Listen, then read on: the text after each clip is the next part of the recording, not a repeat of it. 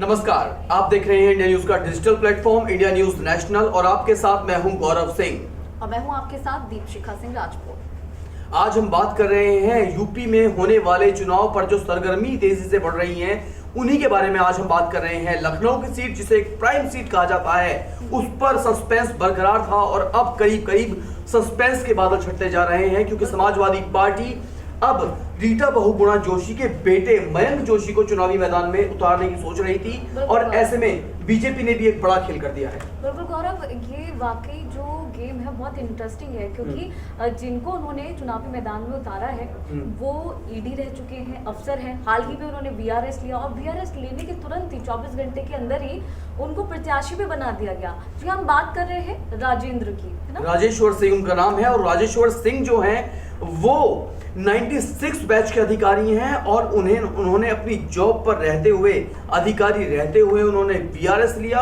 और वीआरएस लेने के 24 घंटे के अंदर उन्होंने राजनीति में ऐसी एंट्री मारी कि बीजेपी ने उन्हें लखनऊ की सरोजनी नगर सीट से उम्मीदवार बना दिया है। और गौरव ये भी है कि राजेश्वर सिंह जो है वो इतने बड़े एनकाउंटर स्पेशलिस्ट रहे हैं। 13 एनकाउंटर लिस्ट जो है उनके नाम है, जो बड़े बड़े गैंगस्टर को उन्होंने मार गिराया। ऊपर से इतने सारे घोटालों की जांच उन्होंने की है, चाहे अगस्ता वेस्टलैंड हो गया या फिर स्पेक्ट्रम हो गया और इसके साथ ये कॉमनवेल्थ गेम्स स्कैम हुआ था, कोयला घोटाला हो गया। यानी कांग्रेस के शासनकाल में जितने भी घोटाले हुए सब में जांच अधिकारी की भूमिका निभाई राजेश्वर सिंह ने और यही वजह है कि बीजेपी उन्हें बड़ा प्राइम फेस बनाकर ला रही है इस चुनाव में और लखनऊ जैसी सीट उन्हें ऑफर कर दी है।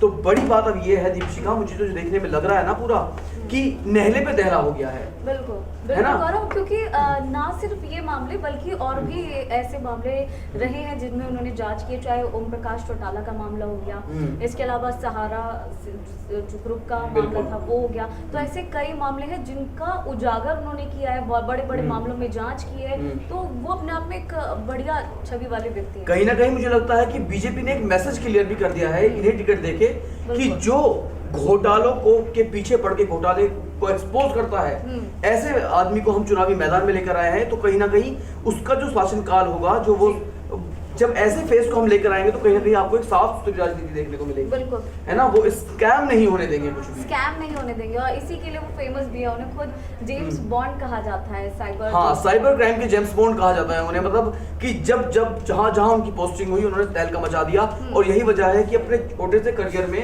वो बहुत ज्यादा एक सम्मानित तौर पर उन्हें देखा जाता है क्योंकि जिस मामले में उन्होंने जांच की है और जांच इतनी साफ गोई से हुई है कि उस जांच पर सवाल खड़े नहीं हो सके। बिल्कुल, और अगर गौरव और थोड़ा डीपली जाए उनके घोटालों की जांच के अलावा अगर देखा जाए कि किस तरह से उनकी कार्यशैली रही है, कार्यकाल रहा है, तो 2009 में उन्होंने प्रतिनियुक्ति पर ईडी में गए और वहां पर उन्होंने अपनी सेवाएं देना शुरू किया और इसके साथ ही उस समय उन्होंने यूपीए कार्यकाल के दौरान बहुत सारे घोटालों की जांच की जिसके बारे में भी आपने जिक्र भी किया और वो तमाम लिस्ट उन घोटालों में रही जिसका अभी आपने जिक्र किया। कॉमनवेल्थ हो गया, कोयला घोटाला हो गया, 2G स्पेक्ट्रम हो गया। इसके साथ साथ अच्छा एक चीज और देखने को मिली उस समय में, पी चिदम्बरम और उनके बेटे कार्ति चिदम्बरम, उनसे भी उनके थोड़ा उस समय पे असल में जो पी चिदम्बरम थे उस वक्त वो तत्कालीन वित्त मंत्री रहे हैं और वित्त मंत्री के राज में अगर घोटाले होते हैं तो कहीं ना कहीं घेरे में वित्त मंत्री का फंसना तय हो जाता है। तो जिसमें कि और जब जांच करने वाला अधिकारी खुद घोटाले में सवाल खड़े कर रहा है तो ऐसे में वित्त मंत्री और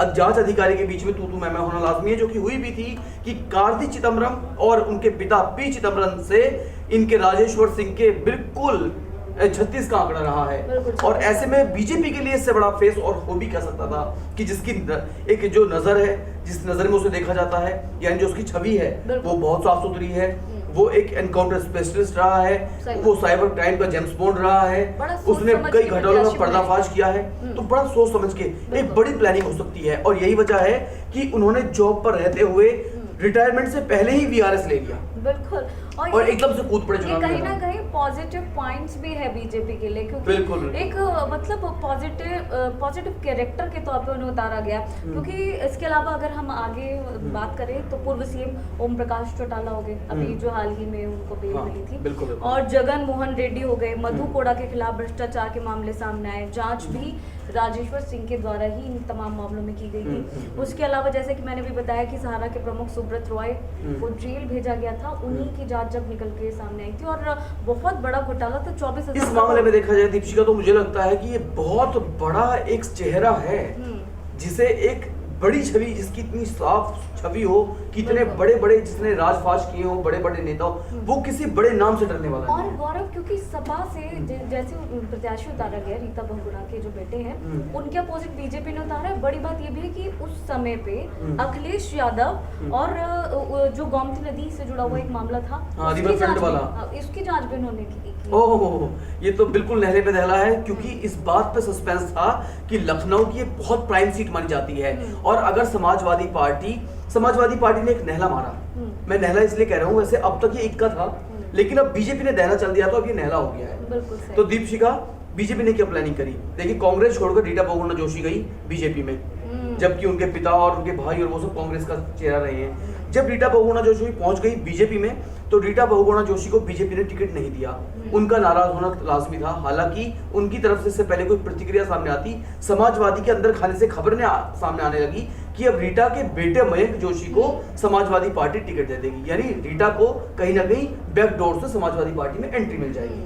कहीं ना कहीं कयास सही लगाए जा रहे थे। हम अब तक इसे इक्का मान के चल रहे थे कि वाकई अखिलेश यादव ने बड़ा तुरंत का इक्का फेंक के मारा है, और ये बड़ा हिट साबित हो सकता है। अगर जातीय समीकरण की बात करें, कैसे भी कोई भी मैथमेटिक्स आप लगा लो, तो अखिलेश का अब तक ये इक्का साबित हो रहा होगा। लेकिन बीजेपी ने जैसी इस इक्के का तोड़ निकाला है ना, तो अब लगता है कि अखिलेश का वो सिर्फ नहला था, और असली दहला तो बीजेपी ने मारा है। क्योंकि जिस तरह से क्वेश्चंस बैठाई गई हैं, समीकरण बैठाए गए हैं, वो बहुत ज्यादा मतलब एक बहुत बड़ा कह सकते हैं कि कंपटीशन शुरू हो गया, और मास्टर स्ट्रोक चला है ना। इसे मास्टर स्ट्रोक कहना बिल्कुल गलत नहीं होगा, क्योंकि देखिए, चुनाव में यही तो दाव पेच चलते हैं कि चुनाव का दाव पेच, सियासी गणित ही यही है कि आप वो कर जाइए जो आपके सामने वाला अब तक नहीं कर पाया है।